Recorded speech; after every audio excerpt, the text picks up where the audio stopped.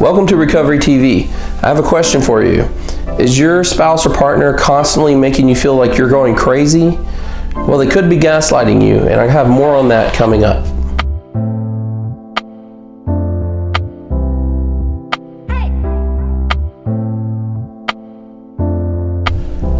Hey everyone, welcome to Recovery TV. This is a channel devoted to providing you information and tips to help guide you in your mental health and relational health and recovery journey.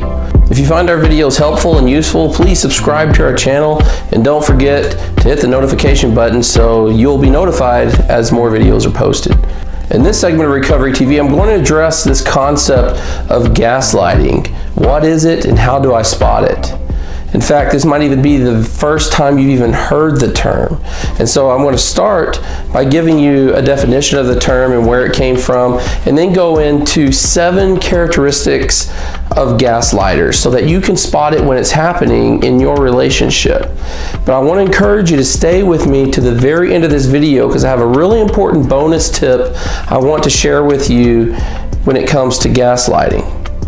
So just real quickly, the first thing we need to address is what is gaslighting? Well, the Cambridge Dictionary actually defines gaslighting as the action of tricking or controlling someone by making them believe things that are not true, especially by suggesting that they are mentally ill.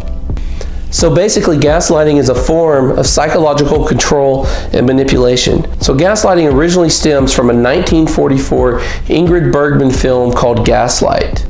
The plot of this movie is that there's a woman played by Ingrid Bergman who's married to a man that has a deep, dark secret, and he'll go to extreme lengths to keep this secret, even if it means making her feel like she is the crazy one. So in my experience in working with couples where the phenomenon of gaslighting is occurring pretty regularly, there's typically a secret that the person who is gaslighting is wanting to keep their spouse or partner off their trail. And what better way to do that than to make you feel like you're going crazy?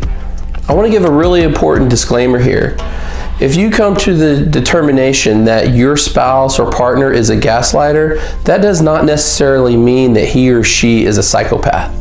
In fact, I would say that most of the gaslighters that I have worked with, they're actually really good people, and many times they don't even realize that they're gaslighting because keeping the secret has become part of their everyday functioning. But gaslighting typically is very hurtful and destructive to the relationship, so the relationship will need to work toward healing and recovery. So for the rest of this video, I'm going to present to you information on how to spot a gaslighter by providing you 7 characteristics of a gaslighter.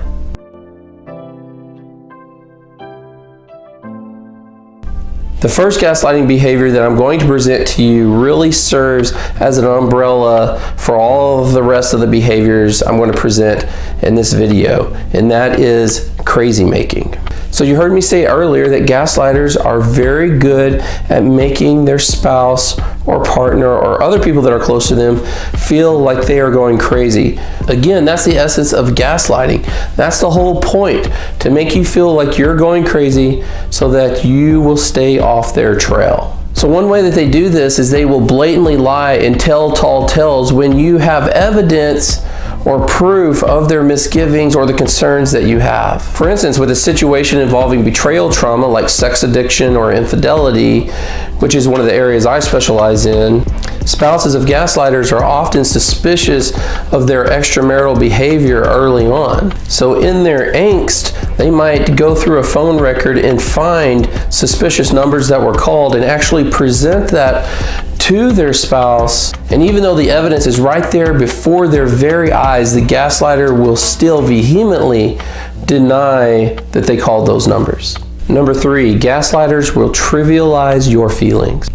Now, I know our feelings aren't always reliable, and sometimes we do make mountains out of molehills, but gaslighters make it out to where our feelings are actually a character flaw, that we're always making mountains out of molehills, that there's nothing to our feelings at all, they're constantly misplaced, and that we shouldn't trust them in the slightest. If a gaslighter can constantly get you to question your feelings, then that helps them keep their secrets safe. Number 4 is that gaslighters are masters of diversion. They are exceptional at changing the subject, shifting the focus, or even flipping it back upon you. With gaslighters, you often feel like you never really get to talk about the thing that you are wanting to talk about because of those diversion tactics. Another thing gaslighters do that really make you feel like you're going crazy is that they continually question your memory. Similar to our feelings, our memories aren't always completely reliable. We don't remember everything with 100% accuracy and reliability. But that doesn't mean we shouldn't trust our memories. Gaslighters are good at making you feel like you're defective in your ability to remember. Along the same lines, another characteristic of gaslighters is that they are conveniently forgetful. So back to the example of the phone bill. If you're showing them the phone bill where they called certain suspicious numbers and they just conveniently forget, how do you argue against that? How do you argue against memory? Again, it's another way to keep you off their trail. We are down to the last characteristic of gaslighters that I want to share with you. But remember, I have a very special bonus tip I want to share with you at the end, so stay with me. The seventh and final characteristic of a gaslighter I want to share is what I call make-believe allies. And what I mean by that is gaslighters often will convince you that there is a group of people that are typically close to you, like friends and family, that also see the situation from the same point of view that they do. Whether or not this person has actually created allies is beside the point. The goal is to get you to believe in your mind that there is a group that has formed a like-minded opinion about a certain situation that is in opposition to what you believe. So if a group has determined that you're out of your mind, then you must be, right? Again, it's an effort to keep you in your own head so that their secret can remain safe. Here's the bonus tip I wanted to share with you. So the question is how are gaslighters able to do this crazy making stuff so effectively? Well, they're just very convincing. They will use other characteristics like their confidence, their assertiveness, their charm, and charisma to convince you that what they're saying is actually happening instead of what you are seeing that is happening. And to throw you for an even bigger loop, they will often show you some level of compassion, which helps convince you to trust their perceptions and not your own. So as we wrap up, it's important to remember that if you are in a relationship with a gaslighter, that you are not going crazy. In fact, you are likely the saner one in the relationship.